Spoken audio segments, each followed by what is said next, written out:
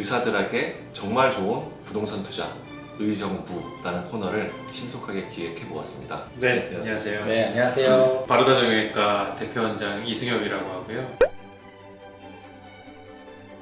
네, 전 바르다 정형외과 대표원장 김묘중이라고 합니다. 오늘은 이제 의사분들하고 재테크 부동산 투자에 대한 이야기를 이제 나눠볼 건데, 결국 이제 개원을 할 때 내가 이제 수술을 접고 비수술적인 진료만 하고 살 것인지 아니면 수술을 할 것인지, 결국은 처음에는 우리가 비수술로 개원을 하려고 생각을 했었어요. 비수술로 했다가 나중에 뭐 좀 여건이 좋아지면 수술을 하자. 결국 우린 수술을 해야겠다 해서 수술방을 오픈을 했어요. 여러 선생님들이 수술방을 오픈을 안 하는 이유 중에 하나가 인력이 되게 많이 필요하고 그리고 시설이랑 뭐 결국은 돈이죠. 돈이 많이 들어요. 주변에 있는 이제 그 환자분이라면은 이렇게 이제 두 원장님이 수술실을 열어주는 게 이분들한테는 되게 좋을 것 같거든요. 이제 개업을 결심을 하시고 입지를 되게 많이 보셨을 것 같은데,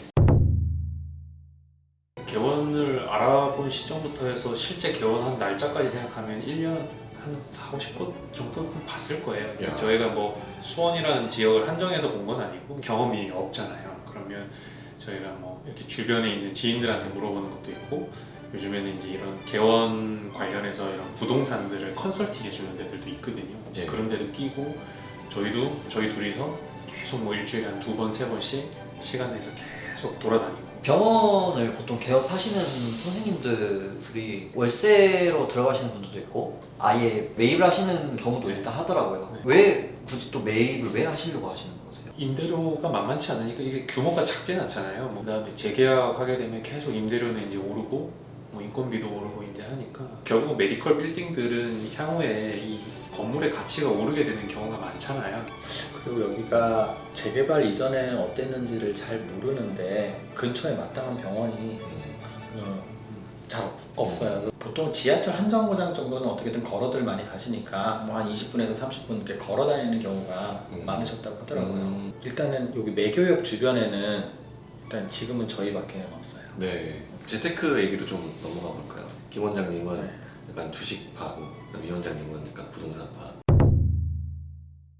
주식파라기보다는 네. 그때 이제 뭐 바로바로 현금화를 할 수가 있고 소자본으로도 뭐 예를 들어서 월급 받으면 뭐 월급으로 주식을 살 수 있고 그렇잖아요. 네. 부동산을 안 사고 싶다라기보다는 부동산은 월급으로 살 수는 없잖아요. 뭐 저 같은 경우는 주식이나 이런 거는 이제 또 제 개인적인 성향상 고리스크를 감당하면서 하는 거에 대해서 네. 약간의 이제 두려움도 있고, 그래서 저도 이제 결국에는 어떤 현금 흐름이 좀 좋아지고 하면 네. 좀 다양한 거를 하고 싶기는 한데, 한 가지 종목으로 대부분이 플러스고 나머지 종목들은 전문가들이 무슨 매수 리포트, 매도 리포트 뭐 이렇게 쓰는데, 근데 그 전문가들이라는 사람들도 그걸 못 맞추잖아요. 네. 그러니까 이게 약간 오를 때도 왜 오르는지 잘 모르겠고 내릴 때도 약간 왜 내리는지 잘 모르겠다. 뭐 의사 입장에서 저희가 이제 금융 전문가 쪽이 아니다 보니까 뉴스 혹은 뭐 하더라 뭐 이런 거밖에 없기 때문에 약간 불편하다기보다는 파는 과정에서 네. 임차인이랑 또 여러 가지 문제된 요소가 있었는데, 그런 게 참 부동산 재테크 할 때는 좀 문제인 것 같아요. 그렇죠. 신경 써야 될 게 되게 많죠. 뭐 결국은 이제 요즘에는 임차인이 소위 말해 갑인 상황이 많이 됐기 때문에 나는 이게 문제가 없어서 팔고 싶은데, 좀 이런 표현 그렇지만 약간 배째라, 난 안 된다. 주식은 정보의 제한이고 부동산은 유동성이 제한이다, 이렇게 좀 정리를 하면 될까요? 뭐 이제 손이 많이 가죠. 네. 네. 혹시 이제 온라인 투자 연계금융업, 온투어, 뭐 디지털 부동산 투자, 조각 투자 이런 거 들어보신 적 있으신가요? 못 들어. 처음 들어보셨나요? 저도 처음 들어봤습니다. 온라인 투자 연계 금융업은 2021년 우리나라에 전 세계 최초로 법제화가 된 금융업이에요. 김 원장님이 어려워하시는 부동산 나도 투자를 하고 싶지만 월급으로 할 수 없지 않냐, 핸드폰으로 24시간 언제든지 내가 이제 원하는 금액으로, 최소 금액은 이제 1,000원부터 투자를 할 수가 있어요. 1억짜리 권리가 있으면은 이거를 디지털화해서 이제 사람들이 1,000원 단위로 투자를 할 수 있는. 나는 한 4천만 원 할래, 나는 1,000만 원 할래, 또는 나는 이제 이제 뭐 대학생이니까 10,000원씩 꾸준히 할래 이런 식으로 해가지고 이제 크라우드 펀딩의 개념과 결합이 돼서 이제 투자를 하게 되는 거죠. 소득이나 어떤 자산의 규모가 일정 규모 이상 넘어가면은 그 사람들한테는 한도를 이제 1억 원까지 이제 올릴 수가 있습니다. 뭐 어느 부동산을 정해놓고 그 부동산을 이제 쪼개서 네, 산다는 그런 개념이에요. 그렇죠. 이 부동산에 투자할 사람을 이제 온라인으로 모집을 하고 이제 투자를 하게 되면은 이제 모이게 되면은 이제 그게 투자가 집행이 되고 그때부터는 이제 저희가 구조는 대출 투자예요. 그리고 이제 이자는 매월 받고 원금은 나중에 받는 식으로.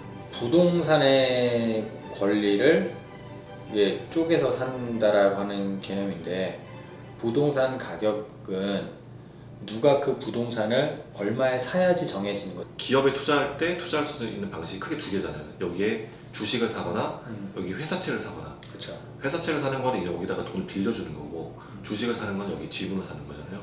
부동산도 똑같아요. 내가 이 부동산을 소유권을 취득할 수도 있지만 이 부동산에 돈을 빌려줄 수도 있죠. 보통 내가 이제 이 부동산을 살 때 돈을 은행한테 빌리잖아요. 은행 입장에서는 여기에 대출 투자를 하는 거죠. 대출 투자를 하고 그 수익을 가져가는 거.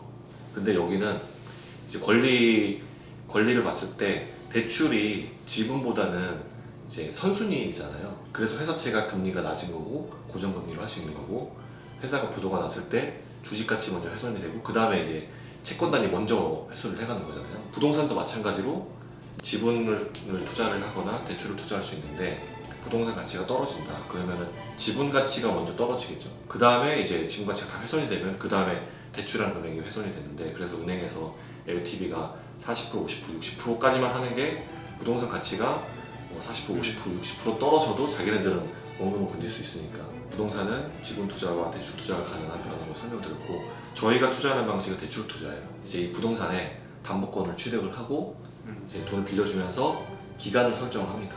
그렇게 기간이 도래를 하게 됐을 때 이제 여기서 원금을 상환을 해야 되는 거고 만약에 원금을 상환하지 않는다고 하면은 저희는 담보권이 있기 때문에 그거를 기초로 해서 뭐 경매라든지 아니면 채권 매각이라든지 이런 식의 이제 회수 방법을 할 수 있는 거죠. 저희가 이러한 구조와 그 다음에 LTV도 그때 맞게 시장 상황에 맞게 이제 조절을 해서 지금 같은 경우에는 되게 낮춰놨어요.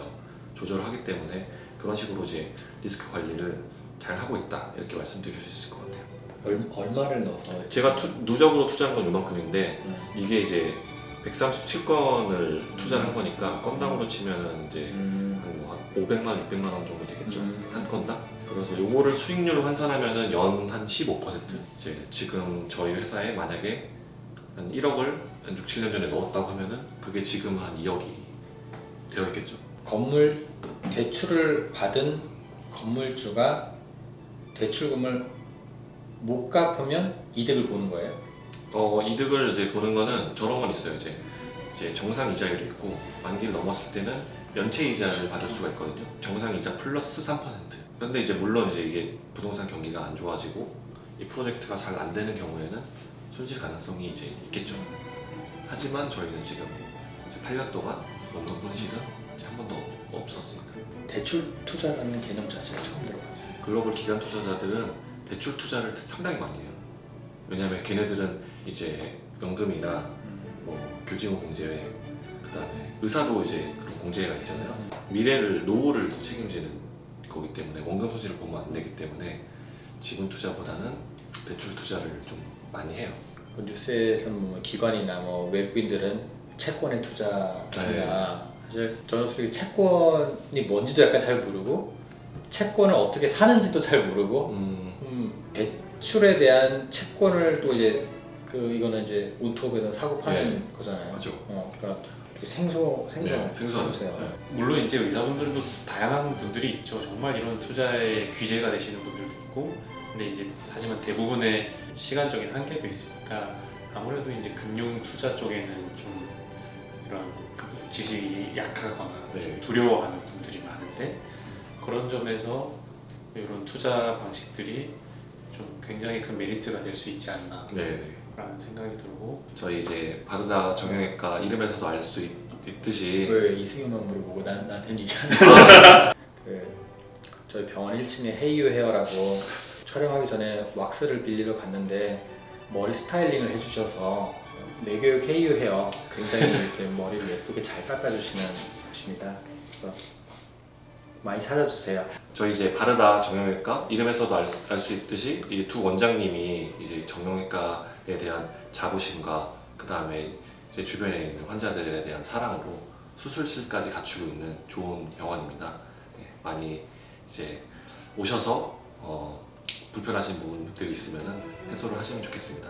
그리고 이제 부동산 투자나 재테크에 대해서 불편하신 점이 있으시면 저희 유펀드를 찾아주시면 감사하겠습니다.